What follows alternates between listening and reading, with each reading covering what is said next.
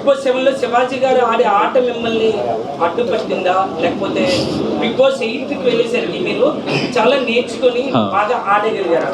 అంటే like one thing is season 7కి season 8కి డిఫరెన్స్ ఏంటంటే సీజన్ 7లో నేను ఇంకా లైఫ్ని కానీ లేకపోతే జనాల్ని కానీ ఇంకా అంత క్షుణ్ణంగా చూడలేదు నేను. సో ప్రతిరోజు మనం ఎవాల్వ్ అవుతూ ఉంటాం యాజ్ ఎ పర్సన్ అండ్ ప్రతిరోజు మనం కొత్త విషయం నేర్చుకుంటూ ఉంటాం. సో నాకు 100% లాస్ట్ 1 year అన్నది నా లైఫ్లో చాలా విషయాలు నేర్పించింది. యాజ్ ఎ పర్సన్ నన్ను చాలా ఇంకో ఉన్నత స్థాయికి లైక్ తీసుకెళ్ళింది అండ్ నన్ను ఇంకో డిఫరెంట్ పర్సన్గా మలచగలిగింది. నా లైఫ్లో జరిగిన ఎక్స్పీరియన్సెస్ కానీ సిచ్యువేషన్స్ కానీ నేను చూసిన జీవితం కానీ. సో అది నన్ను ఇంకో బెటర్ పర్సన్గా మలిచింది అండ్ అందుకే నేను మళ్ళీ మీ ముందుకు వచ్చి నేను ఇక్కడి వరకు రాగలిగిన నమ్ముతున్నా. సో యా అది అంటే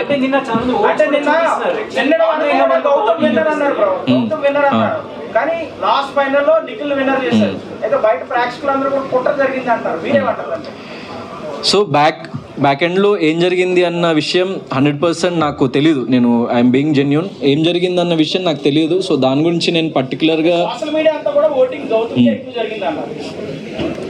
అదే లైక్ నేను కూడా సారీ ఏంటండి. సో అదే నేను చెప్పినట్టు ఏం జరిగినా నేను బిగ్ బాస్కి వెళ్ళిన ఏకైక రీజన్ ఏంటంటే నేను ప్రేక్షకులకి దగ్గర అవ్వాలి, ప్రేక్షకులకి చేరువవ్వాలి. సో నా ఆట తీరు కానీ నేను ఎంచుకున్న మార్గం కానీ నేనేంటో చూపించాలి, నేను దృఢంగా నిలబడాలి అని వెళ్ళిన. సో ఇంత హ్యూజ్ రెస్పాన్స్ వచ్చింది. సో ఏం జరిగింది అన్న విషయం జరిగిపోయింది. సో అది ఎవరేమన్నా కూడా అది మార్చలేం మనము. So what ever has happened నేను దానికి ఏం చింతించట్లేదు. అంటే మీరు స్టేజ్ మీద కూడా మీరే విన్నర్ అనుకున్నారు కదా? Yeah I was very confident. Hope ఉండే, చిన్న హోప్. యా ఓట్లు ఎక్కువ మీకే పడినాయి, బట్ తెలుగు అబ్బాయి విన్నర్ అవ్వలేదు అని చెప్పి బయట చాలా ట్రోల్స్ అవుతున్నాయి.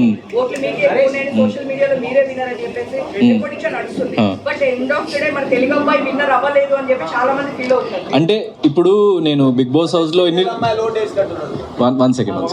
సో మైక్స్ కదిలించదు బ్రో, లైవ్ లో ఆగిపోతున్నాయంట, మైక్ సౌండ్ డిస్టర్బెన్స్ వస్తుంది, మైక్స్ కదిలించదు.